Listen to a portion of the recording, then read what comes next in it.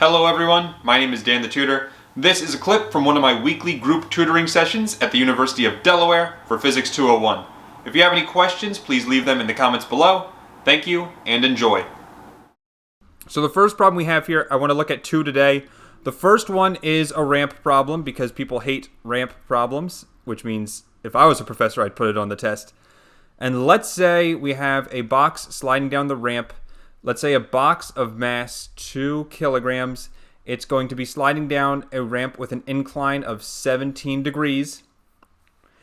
And let's say this thing is sliding down with constant velocity, which already you should be thinking some things in your head about what constant velocity means, going back to Newton's first law.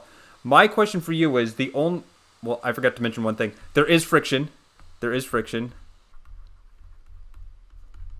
So there is friction between the box and the ramp. Mu k, the coefficient of kinetic friction, is what I'm asking to solve for in this problem. Okay, so we're sliding the box down at a constant velocity. I want to know what is the coefficient of kinetic friction. So what kind of problem is this? Well, there's a lot of numbers involved. This is going to be a Newton's second law problem, which means we're going to do that three-step process that we just talked about. First step, free body diagram, which is all the forces acting on my box. If I think about what forces are acting on my box, I have gravity, which always points straight down. I call gravity mg. Then we have a normal force pointing not straight up, but perpendicular to the surface, because remember, normal force, I call capital N, always points perpendicular to the surface you're on. There is no force actually pointing down the ramp.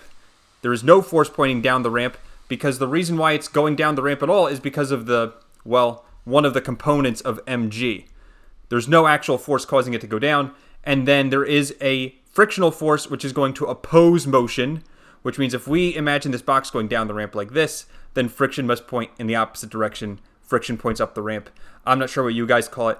I'm going to call it lowercase fk for kinetic friction. These are the only forces acting on our box, and we are officially done our free body diagram. Now, the one thing I want to say is, for this problem, whenever you see a ramp problem, huge piece of advice for you.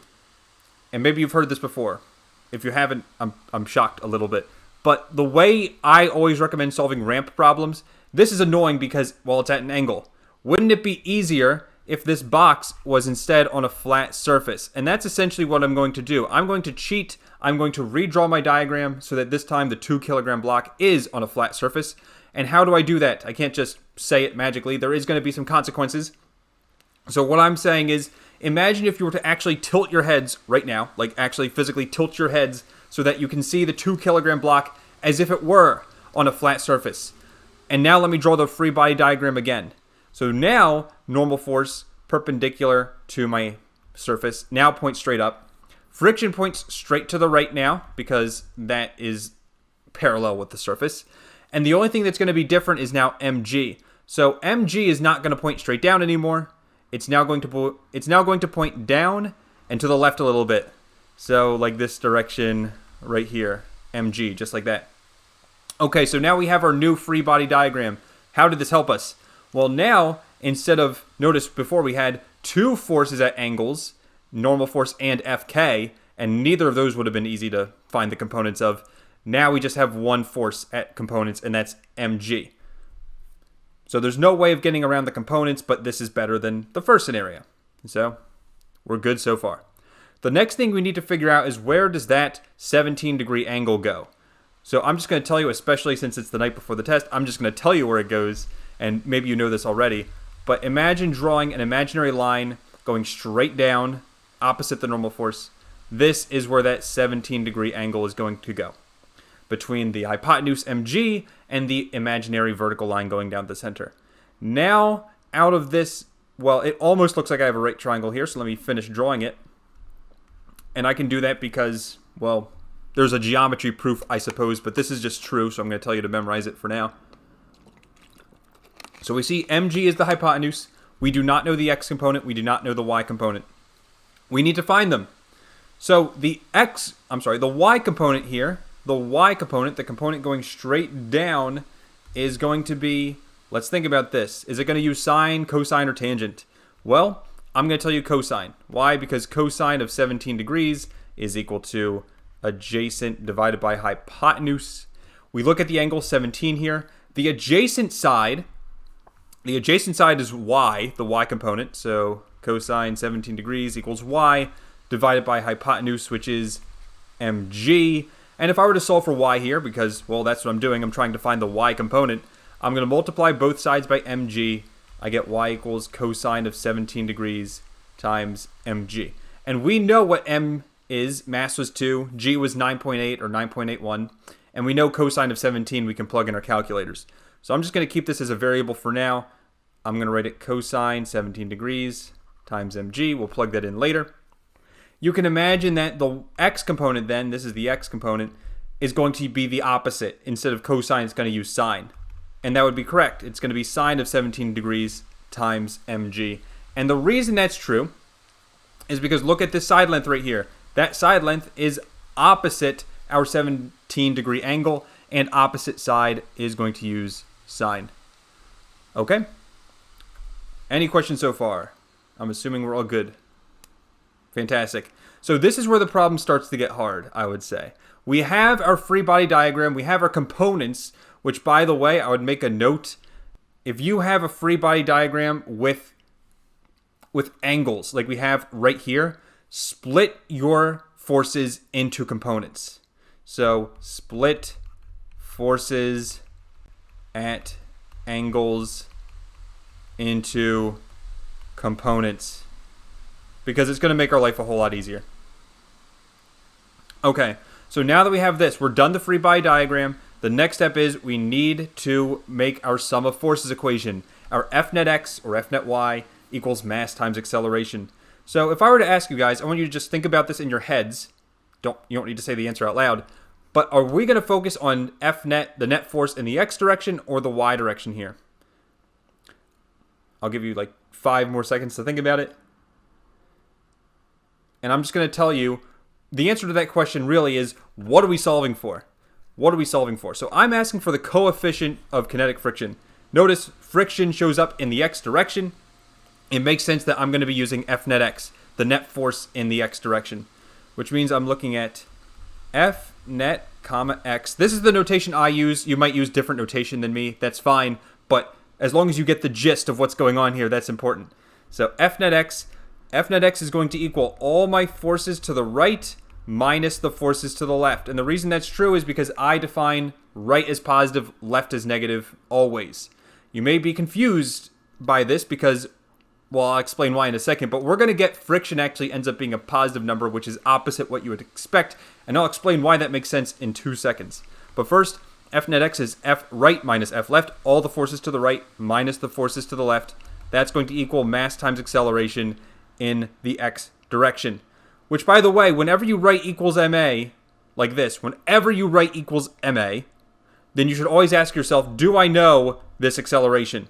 Do I know this acceleration? Do I know the acceleration in the x direction?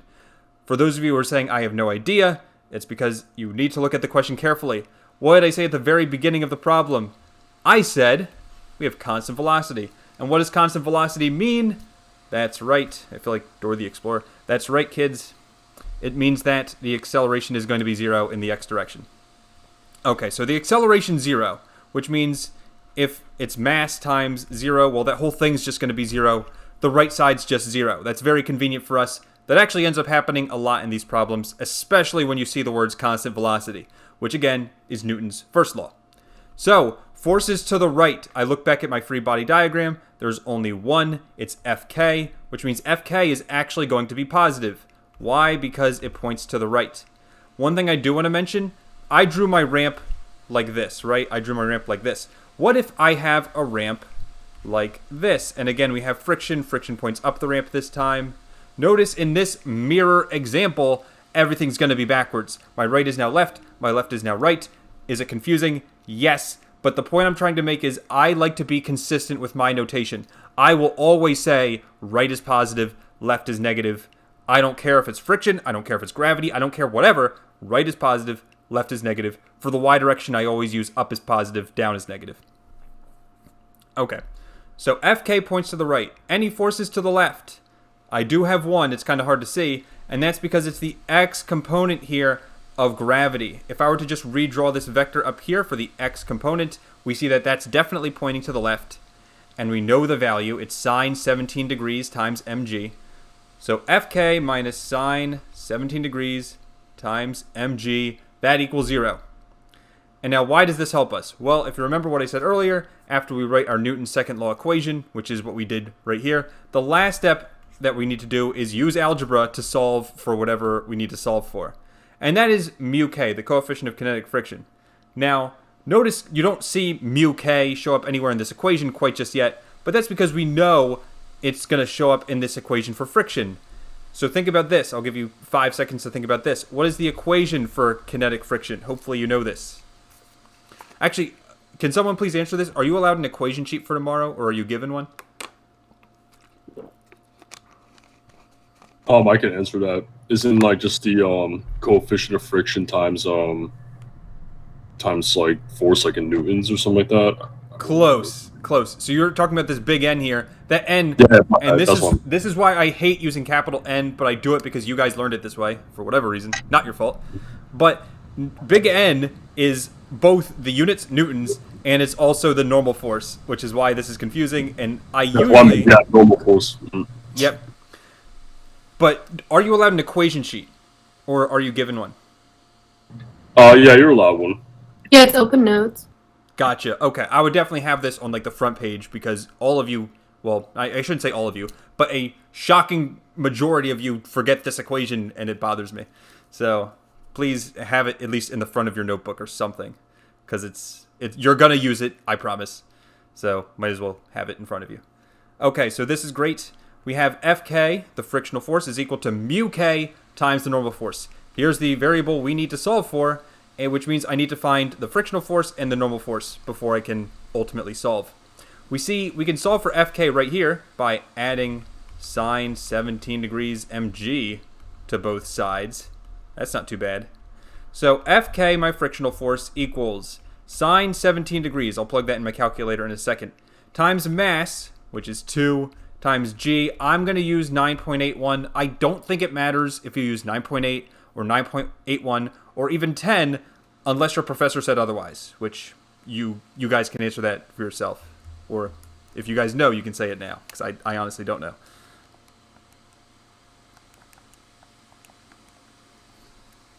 Either way, the frictional force, I just plugged in my calculator. It's going to be 5.74. I typically like to go to 2 decimal places or, just some reasonable number that you can use to get the rest of this problem. The significant figures don't really matter in this class. It's not chemistry, so I'm just going to say two decimal places is what I like to go to. Okay, so we have frictional force. Now if we can just find the normal force, then we're pretty much done this problem. How do we find the normal force? Well, think about this. Normal force, what's the equation for normal force? Trick question. There is no equation for normal force. Then how do we find it? Well, we're going to use, you know how we used F net x to find all the x components? Just look at the free body diagram here, and then think about the y components. So the y components, I'm going to circle them. Normal force pointing up, this y, which is cosine 17 mg, points down. Those two forces must cancel each other out. How do I know that? Well, looking at this picture, is the box moving up or down? Is the box flying up into the air or tunneling into the ground or into the ramp? No, it's moving, well, once we rotated the diagram, it's moving flat now. And because of that, normal force must equal this y component. So what I'm saying is normal force equals mg cosine of 17 degrees. And again, the reason I know that is because I used F net and specifically the y components to do that. Now, normally, I also want to answer this question. Normally, normal force equals mg, just mg, mass times gravity. There are 2 scenarios where normal force does not equal mg. I want you to think about those 2 scenarios. One is a ramp problem, the one we're looking at right now. In this case, it just happens to be mg cosine 17 degrees. If you want to know what the other example is, well, what if this is, you don't have to write this, at least just think about it. What if we had someone dragging a suitcase across the ground but they were pulling, it's a suitcase. You don't pull horizontally. You pull at an angle because that's where the lever is on the suitcase. Well, in this case, normal force points up, gravity points down, but we have an extra force F with a Y component that's going to affect the normal force. So in other words, if I didn't have this force here, like this, now normal force equals mg, because you can clearly see they cancel each other out. I add in another force like this, or if it's like this and I have a force pointing down and to the right like this, these two examples are when normal force is not going to equal mg. And frankly, I'm not going to spend time talking about that because I think it's kind of a weird example. Plus, I mean, there's just so much to cover in this hour and a half that I just kind of want to move on. So if you have any questions with that, just, write them down, ask them at the end. I'll be happy to answer them. So we have normal force equals mg cosine 17. Again, mass is 2. G is 9.81. Cosine 17, I can just plug in a calculator. And let's go ahead and do that. Let's see what we get. I got normal force equals 18.76. Fantastic.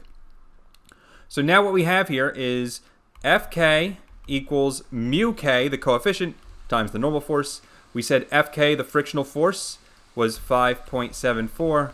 That equals mu k times the normal force of 18.76. Divide both sides by 18.76. We are going to get a final answer of, and I have no idea if you might get like a slightly different answer because of the rounding, but I got 0.31. And question, think about this in your heads. What's the units for coefficient of friction? What's the units for coefficient of friction? Trick question. There is none. Yes. There is none. Correct. Excellent. So that's because, well, it's a coefficient. It doesn't have newtons, and the newtons actually canceled out from normal force and frictional force. Those both have units of newtons, and they cancel. Great. It seems like most of you know that already. Excellent. And that's it for this first problem. Any questions about the ramp problem? Don't forget to like and subscribe. If you want me to start doing free weekly group sessions at your university, please post in the comments below or email me at dan@danthetutor.com. Thanks everyone. Bye-bye.